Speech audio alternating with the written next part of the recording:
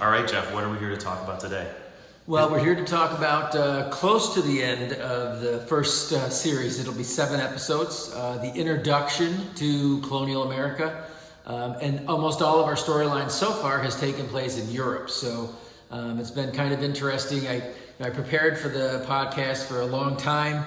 Got a lot of notes, a lot of things that I can't wait to get to. And then just a few weeks before we launched, I had like a lapse, my conscience got the best of me, and I wanted to go back and I wanted to introduce, maybe from a European perspective, a little bit about what was going on. And from that, it grew into 7 episodes.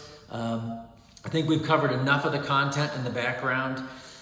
Kind of exciting to see what happened in Europe. And again, the focus really is, we don't always think of colonial America the way, I think the way that we ought to. We don't approach it in the context that we should. These were folks that just came out of the medieval era.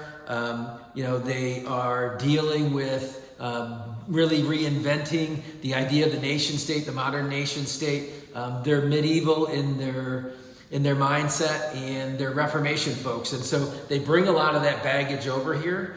And I think it's interesting to kind of back up and take a look at what was going on in Europe. A couple of other things, the episodes, I hadn't planned it before, but when we talked about France, I think that was the 3rd episode, a lot of Henrys. So when that episode really stuck in my mind, someone has to ask me about French history at that point. Just going through that podcast now, it's really a history of the 3 Henrys.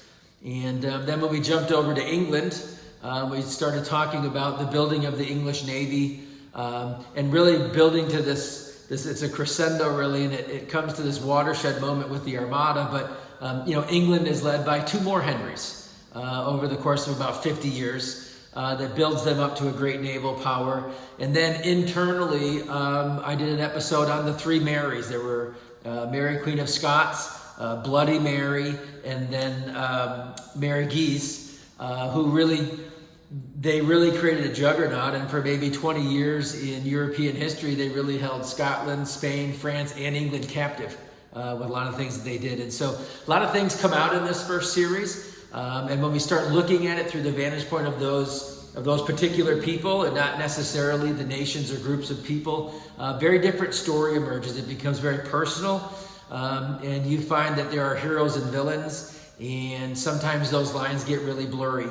We like to remember Mary, Queen of the Scots, as the villain, but as I work through that episode of the 3 Marys, she really becomes a tragic figure. It's not her fault that she's born. It's not her fault she's born in Scotland.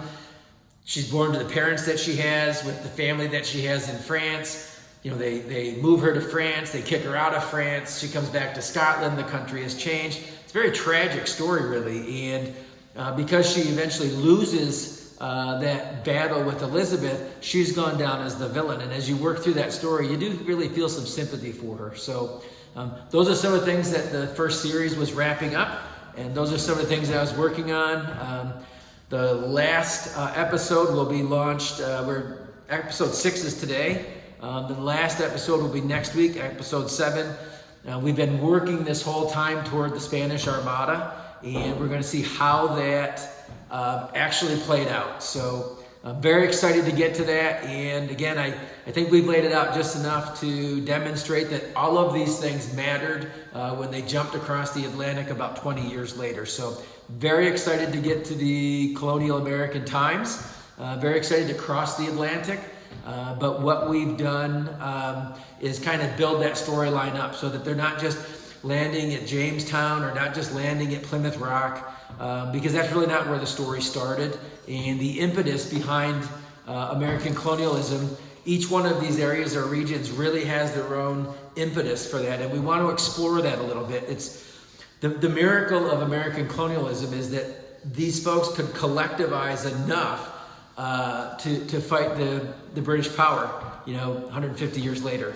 And that's the real miracle, because these folks were very different in their approach to life and what they thought and believed, and in a lot of ways what they were fighting the revolution for. So very excited to get across the ocean and start developing colonial America.